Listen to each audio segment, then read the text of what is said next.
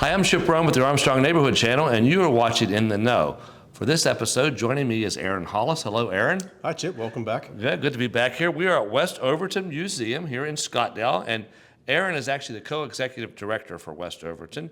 You've had a really busy season here, so we're in the summer, but it seems like this year has been busy for you folks. You want to talk about the next thing that's happening here? Sure. The next thing we have coming up is called Do It Yourself, or DIY History Weekend. It's July 20 and 21, 9 a.m. to 5 p.m. And we're actually partnering with our neighbors, Fort Allen Antique Farm Equipment Association, not to be confused with Fort Allen of Greensburg.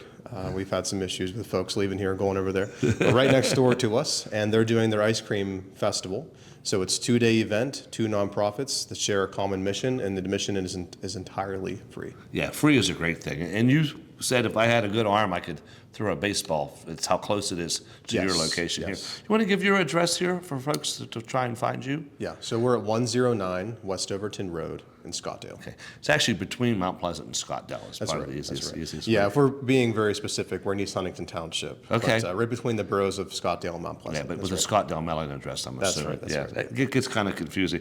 So you folks have been here for years, of course, and Fort Allen has been, and over the years you've worked together, but more recently you've done some more things together, it sounds like. Yeah. You know, we're 2 nonprofits. We have a lot of overlap in our mission in terms of agricultural history, and it just makes sense for the 2 of us to try to work together, lift each other up.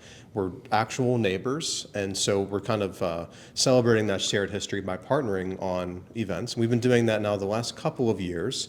And so this is like the newest chapter in that partnership. Yeah.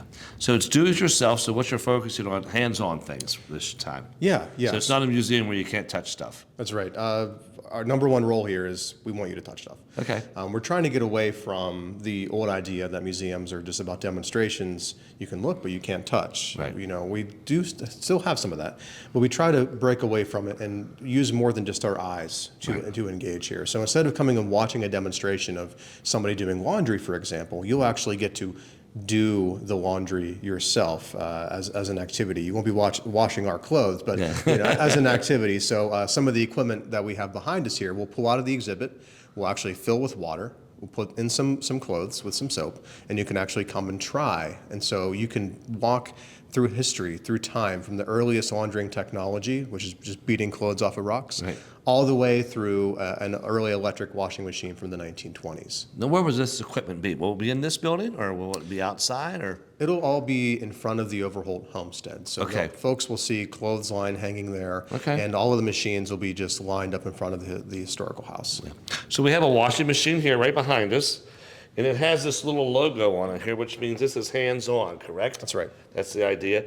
And that means you can touch it, and you can actually use it, and it actually works. It's kind of neat. And it's not a Maytag, but it works. It gets the job done. And as you see it right now is how we have it in our exhibit, with no water, just a sign on it encouraging you to touch it.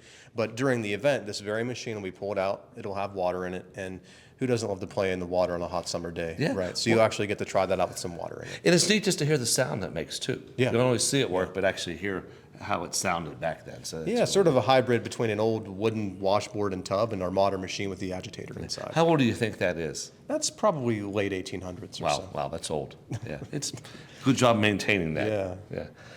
So you have some games happening that day, I think, too? Yeah, so if your viewers have come to this event before, they'll see some familiar activities and games. We'll have our historic games. Games and toys from the 1800s. They can try their hand at those.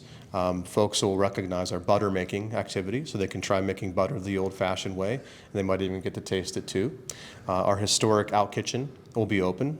Folks probably won't want to spend a whole lot of time in there because it's going to be hot. Yes. But hopefully not as hot as today. Absolutely, that's right. But inside there, we'll have a fire going, and we'll have a couple drinks in there, and folks will learn about how did people working the fields on these hot summer days stay hydrated.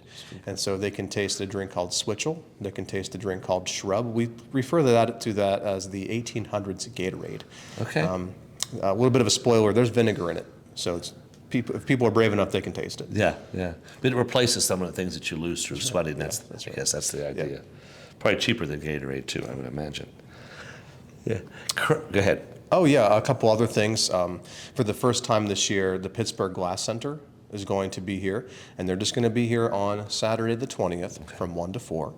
They're going to have their mobile glass studio called Hot Wheels, get it, in the Big Barn parking lot, and they'll be doing demonstrations of glass blowing. You know, between Mount Pleasant and Connellsville, we're in sort of the bed of glass production here in southwestern Pennsylvania, and so visitors can go up there and they can watch glass being blown and learn about that historic trade. And that's really what DIY history comes down to, is representing through demonstration, but more often interactivity, some historic trades that we've lost. Yeah, that's great. Things that their grandparents or great-grandparents may have done. Yes.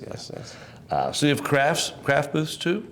Yeah, we'll have some crafting opportunities. So one of the activities is paper marbling.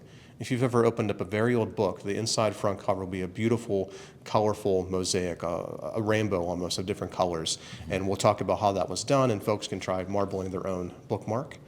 Rivers of Steel, a regional heritage organization, they'll be here with a more craft primary source historic activity. So we'll have things outside and things inside, so if folks are hot out there, they can come inside the museum here and cool off. And it is cool in here. Yes. There's good spots. It's like 90 today, so we're happy to be inside. Yes, absolutely. And the distillery will be open too, correct? That's right. Yes. So if the adults are looking for something to do to also enjoy themselves while they're out here, the educational distillery will be open.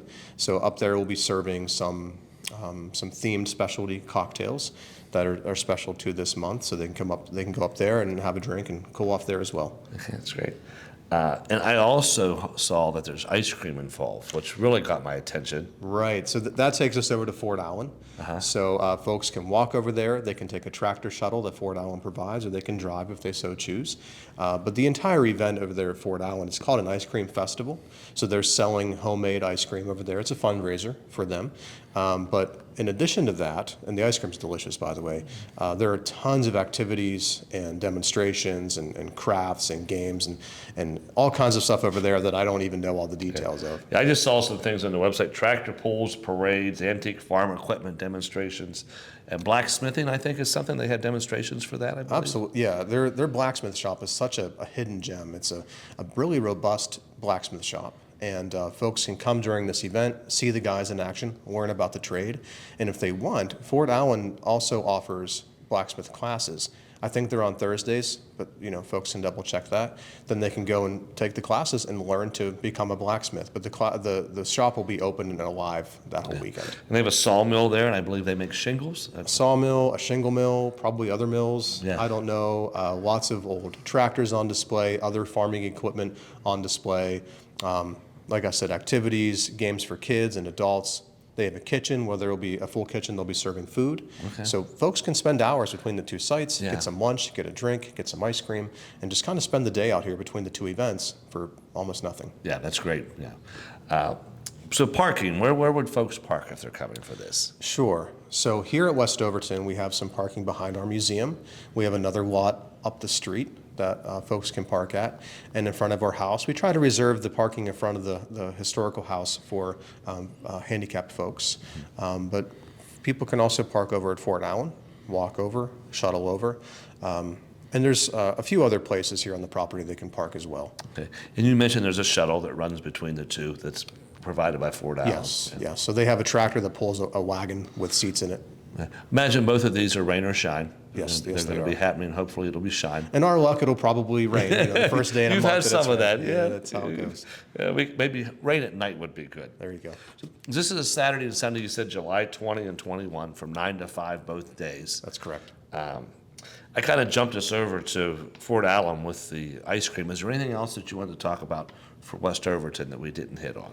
Well, if folks have been here before, we have our mainstay activities. We talked about some of those. And then we have the new activities as well, trying to rotate some in and out. So the paper marbling we've only done once before. The Glass Center, of course, I mentioned. The Rivers of Steel activity. And one of our staff will be doing a grain harvesting activity as well. So folks will be walking by or routing by our grain field. We have rye in the ground right now that we use for our whiskey. Part of the exhibit that we're inside of right now talks about the grain harvest.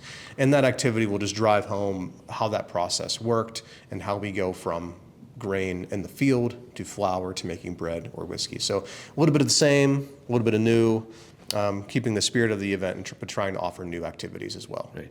You folks have a website, and you also have Facebook. You want to tell how they can find you? Sure. So our website is westovertonvillage.org. And on Facebook, we are at West Overton Museums. Okay. And all of the Fort Allen activities, we try to also list on our website. But additionally, if folks go to our website, they can link them over to Fort Allen's website as well. Get information on both. Yes. Both events. Yes. Anything else, Aaron, you want to mention? I'm sure there's a lot that I'm not thinking about right now. This event is just so big between the both organizations, so much going on. Check the website, check Facebook. That's the best way to get all of the details that are happening. All ages, I'm assuming. Absolutely. And it looks like younger children would probably really find this interesting because they can touch some things. Yes, yes. And we've kind of been doing a lot of whiskey programming here, and that is a big part of who we are. Right. But we also offer a lot of programs and activities for people who don't like to drink, and of course for children. So this is really geared toward kids. Yeah, well, thank you for keeping the history alive here in Westmoreland County. Absolutely, and thank you for helping us get the word out about it. You're very welcome. And now, you're in the know.